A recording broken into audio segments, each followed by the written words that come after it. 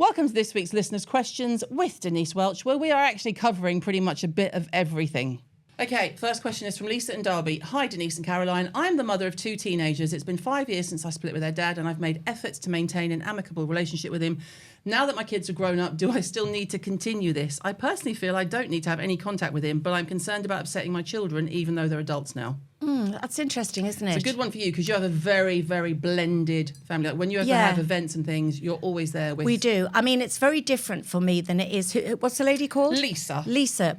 Hi, Lisa. It's a very different situation because it sounds like her relationship ended very acrimoniously and she really had to try. Yeah.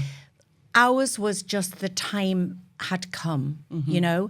Having said that, there were still issues with new partners and everything, but I have worked very hard to maintain a friendship of sorts with their dad because I think that no matter what age you are, you don't have to go on holiday together. No. You don't have to go out for dinner together. But when there is something like an event that your kids are part of, whether it be Louis in acting or Matty and, you know, or Lewis and what he's doing, there is something nice about being able to share the highs and the lows of your children's life with their dad. Yeah. So I think that, Lisa, if you really find it uncomfortable, then it's not going to benefit the kids. No. Because they're old enough to know that this is really painful for you. But I think that if you can just be cordial enough to be able to be in the same room together, it's worth It's like you say, you don't have to go on holiday with them. No. And if there's been any kind of, like you say, acrimonious or abuse or anything like that, then it's just a clean break. Don't even Absolutely. think about it. And, you know, you say to the kids, we tried to stay together for you. And most kids will say, you shouldn't have. You shouldn't have done that. You shouldn't have done it. Yeah. So, but I think that when you can, it is nicer for the kids even as adults. It's always nice for the kids because they say emotionally, when you're dealing with your parents, because I'm a child of divorce, when you're dealing with your parents, you stay the same age you were when they divorced emotionally. Oh, God. Which is quite telling for, like, my younger brother was under 10 and he still is very, very openly emotional when talking about, you know, his relationship with my dad and mum and all that sort of stuff. So it's an interesting thing. I think it's worth making the effort because I always have it in my mind, obviously from an old Oprah show, when you criticise the parent, you're criticising the child because they're 50% that child. There's one thing I can't stand, and we've all got them, friends who will completely slag their partners off in front of the children. Yeah. But one of the nicest things, Louis will go, for God's sake, my kids aren't, you know, obviously Matthew's a brilliant songwriter, but when it comes to a card, you know, I'll be lucky if I get love you, mum, the kids, you know. But I'd made this thing about, I just want you to do something. Anyway, on my 61st birthday, randomly, so not a landmark event, Louis had done this kind of book with putting pictures and everything, and it meant so much to me. And there was a picture of him and his dad. I get choked up. And underneath it said, "Thank you for still loving this man." See, I love that boy. I love that boy. I know you do. Can we get Louis and Ava to marry and then we'll be set? Okay. If she wasn't so tall. Oh, Yeah, I know. My partner and I both work from home, meaning we spend practically all our time together. As a result, we've noticed that the excitement in our relationship has dwindled. What tips do you have for reigniting the spark between us? Oh, God. See, Jim and I got on fine during lockdown. We loved just being we locked up loved together. it. We were fine. I'm not sure I'm the best to answer.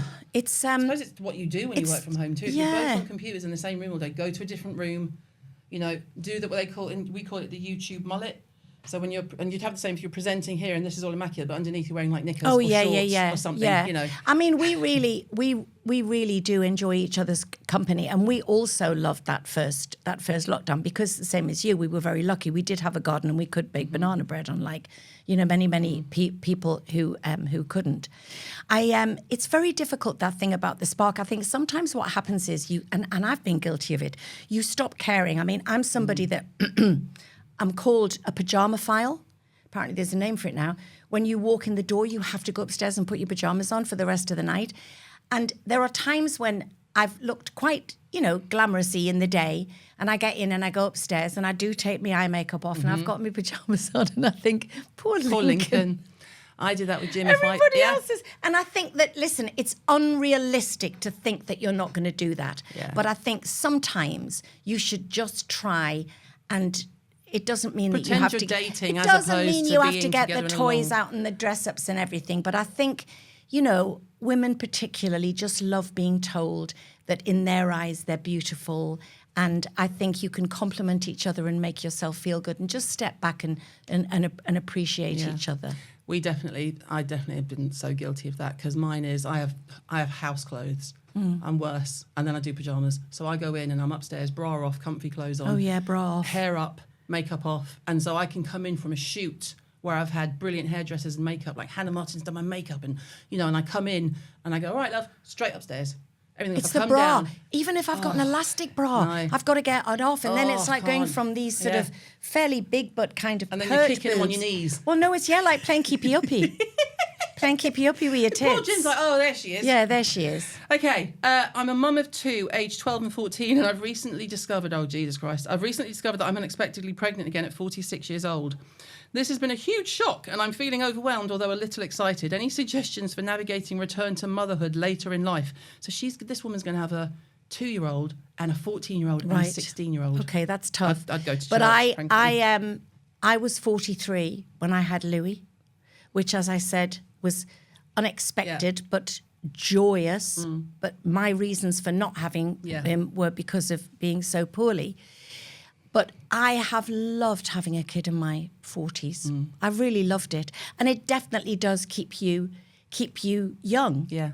And I never also, I mean, whether it's an arrogance or not, but I've got Kay Adams, my friend Kay, who does How to Be 60 podcast. The reason she called it that is because she lied to her children until they were 17. They thought she was 10 years younger than she was. Stop it. And do you know why that was? Because her mum had this absolute phobic attitude to age. Right. So she said she never knew how old her mum was.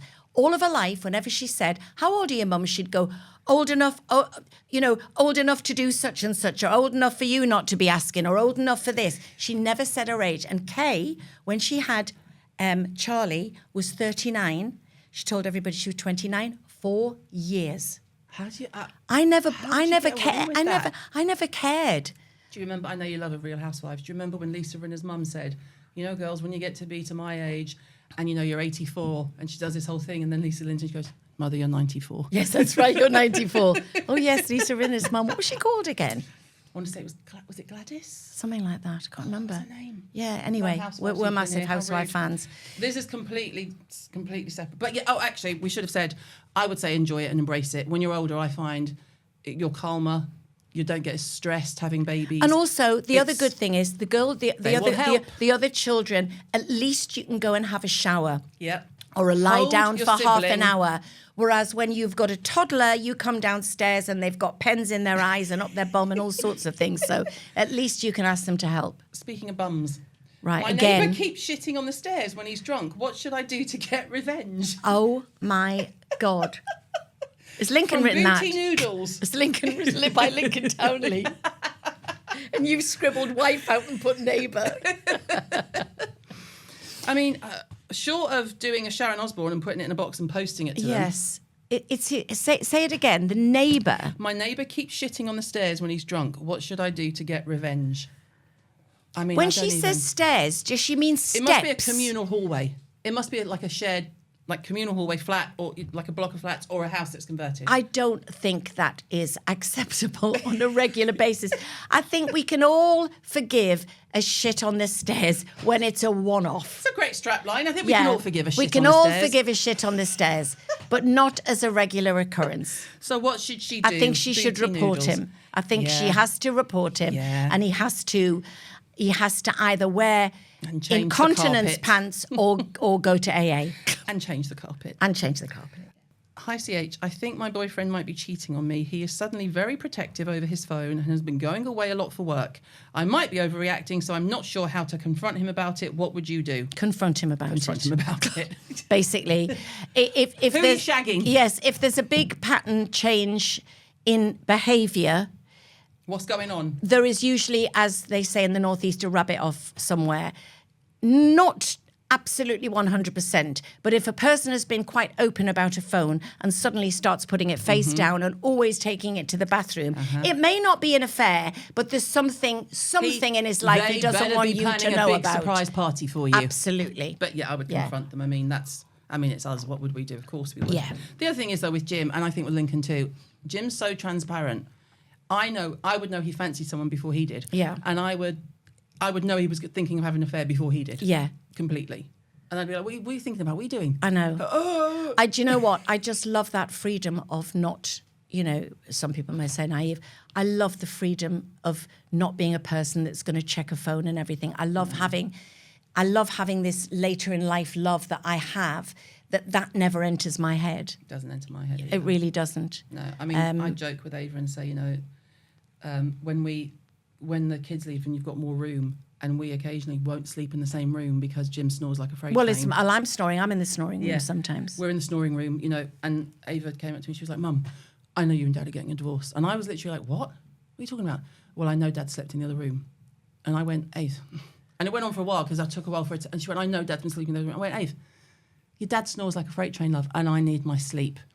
When you're older and you sleep in a separate bedroom, that's not divorce, babe. That's a luxury. Yeah. I said, I might stab him. I'm not going to divorce him. No, exactly. And so, I mean, certainly with the separate bathrooms, everybody says that is a real way of protecting your marriage. If you if you are lucky enough to have your separate bathrooms, but that would be nice.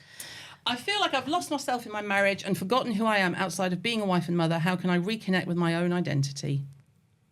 Claire. It depends how many. We sort of did something similar on the show today on Loose Women. Some people give up everything when they get married and have children, and they put their. There's some girlfriends that you get and you've had over the years, and as soon as they get a boyfriend, you are dumped.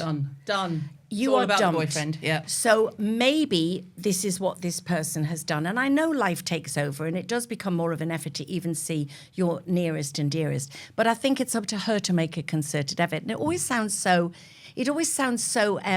Marge Proops, that was the agony aunt that we had when I was a kid, when women's magazines were about women and, not about slagging people off.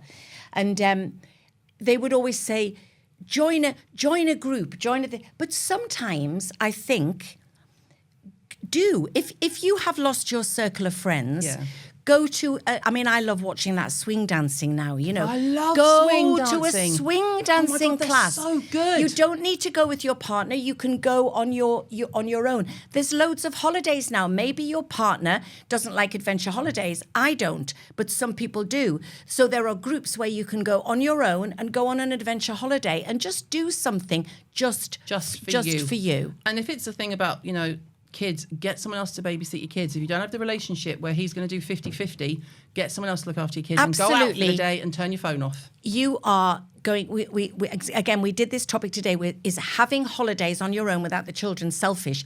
Absolutely. But in a good way. Selfish because you're looking after yourself. You have to take care of number one. You absolutely need it. And this lady here should never feel guilty about that. Never, ever, ever. I'm not big on doing guilt. No. Because if I'm feeling guilt and bad about myself, it's just going to come Well, it out impacts on the whole family, yeah. Now, this is the last one, and I think Linny might be stoking the fire here. What would you both do if you were made Prime Minister? I mean, where's the list? Well, I said earlier, I would ban cyclists. I would ban mammals, middle-aged men in Lycra. They would not be allowed to be anywhere near where I live, ever. God. They'd have to stay out of my town. Absolutely get out. I would completely sack the people who are in charge of packaging. Okay, all right. And makeup packaging. Yeah. I cannot get into a fucking lipstick if my life depended on it. And pencils and things like that. Packaging generally drives me up the absolute wall. Delivery men? I'd get rid of probably I would get rid of computers.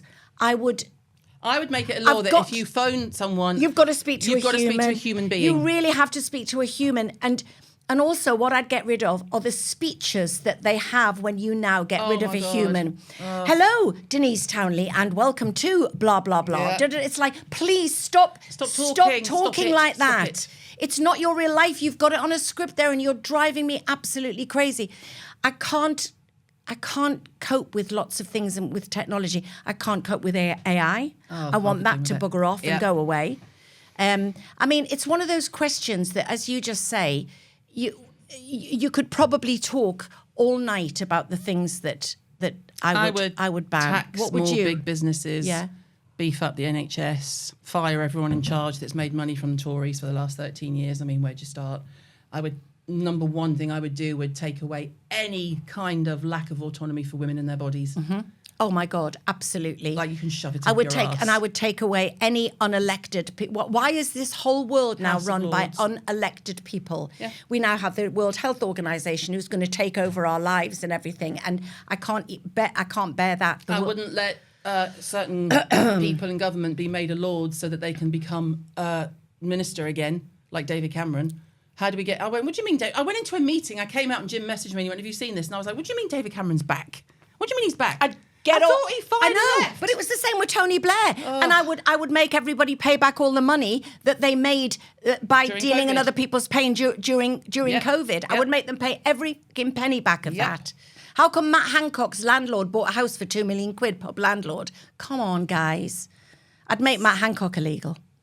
I mean, well, Just his existence would be illegal. it could be. I mean, if ever a man was aptly named. Pointless. Absolutely Insipid. pointless. Insipid. Oh, my God. Like a wet fish. And now he's in charge of assisted dying. Oh, please. Oh, for God's sake. He'll probably be on Whose Death Is It Anyway, the latest quiz show, given... Oh, luck. Anyway. So that went well. So thanks for that question, Linny. Yes, thanks, Linny. Didn't get us fired up at all. And that's us in the mailbar sidebar Thank of you shame. very much indeed. Thanks, babe. We should probably end it there while we're still employed. Absolutely. Thank you, Caroline Hirons. Thank you very much indeed.